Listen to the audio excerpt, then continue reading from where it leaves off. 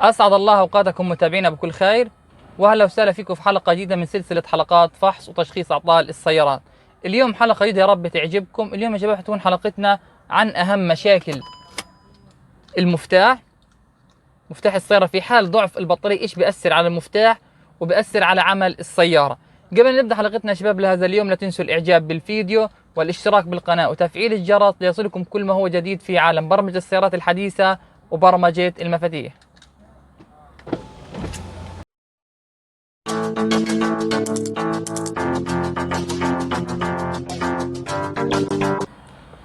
اليوم يا شباب عندنا سكودا موديل 2015 مشكلة في نظام المفتاح.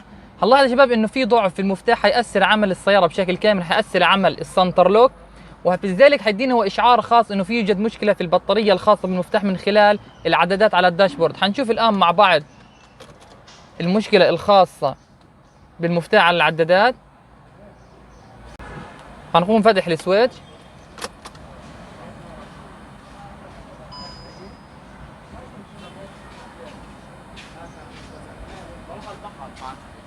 تشين ذا كي بيتر، يعني يوجد مشكله في البطاريه الخاصه بالمفتاح. طبعا يا شباب حيأثر بذلك على عمل المفتاح في حال كان المفتاح عباره عن سمارت كي نظام بصمه، حيأثر عمل المفتاح بشكل كامل، لانه عندنا البطاريه بشكل كامل بتغذي التغذيه الخاصه بالمفتاح. في حال كان المفتاح يعمل نظام البصمه حيأثر عمل المفتاح بشكل كامل. طبعا النصله يا شباب الخاصه بالمفتاح تكون عند الفتح الباب، والتشغيل يكون عن طريق السمارت وعن طريق البصمه، لكن عندنا السيارة غير مدعم بنظام سمارت كي، طبعا العمل يكون عن طريق المفتاح.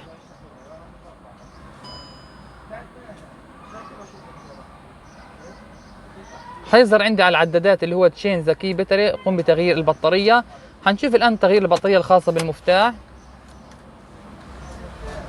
لو لاحظنا المفتاح بالشكل هذا حنلاقي فيه فرز في المفتاح. حنقوم فتح المفتاح. طبعا لازم تكون هي شباب البطارية 3 فولت، لاحظين عندي 3 فولت البطارية. هنستخدم احنا سعة الاوفوميتر، سعة الفحص لفحص البطارية وفحص التغذية الخاصة من البطارية.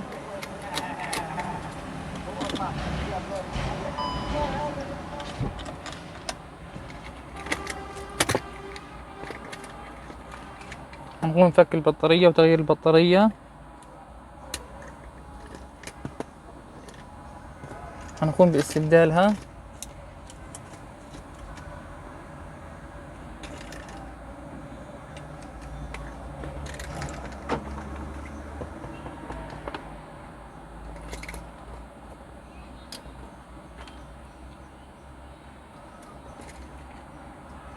طبعا يا شباب كما ذكرنا لو كانت السيارة مدعمة بنظام سمارت كي نظام بصمة لا يعمل المفتاح بشكل كامل.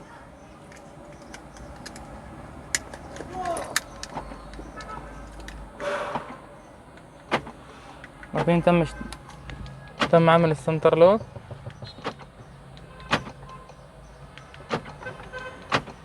طب الآن تلقائي لازم اللي هو تروح عندي علامة البطارية داخل العدادات، حتروح الإشارة.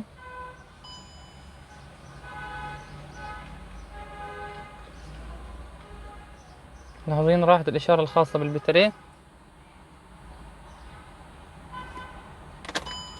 طبعا بعض أنواع السيارات شباب يفقد السنتر لوك بشكل كامل، يفقد عمل السنتر لوك بشكل كامل. لكن الآن كان بس المشكلة هي بتغيير البطارية الخاصة بالمفتاح. لاحظين اختفت علامة البطارية البطارية الخاصة بالمفتاح. يا شباب عندي الشاشة الخاصة عندي بتديني عبارة عن شاشة تحذيرية لجميع المشاكل الخاصة بالسيارة.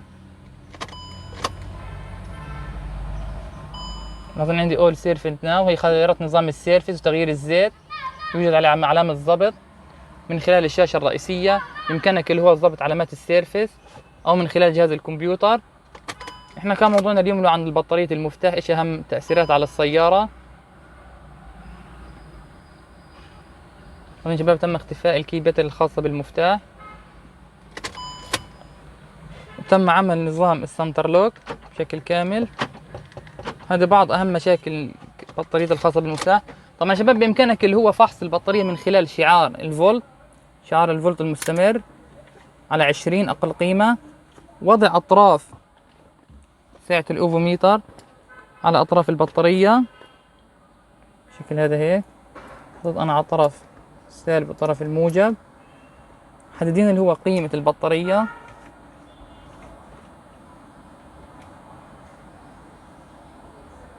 معناته في الحالة هي ضعيفة. لازم يكون عندي شباب البطارية 3 فولت، معناته في الحالة هذه اللي هو البطارية سليمة. لاحظين عندي يعني تعطني 1.5 2، معناته في الحالة هذه إنه البطارية بحاجة لإعادة استخدام.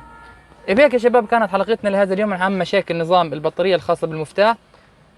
لو أي استفسار يا شباب عن حلقتنا لهذا اليوم اكتبوا لنا في التعليقات، وحنرد على جميع التعليقات الخاصة بحلقتنا لهذا اليوم. والسلام عليكم ورحمة الله وبركاته. إن أعجبك الفيديو لا تنسى الإعجاب والاشتراك في القناة.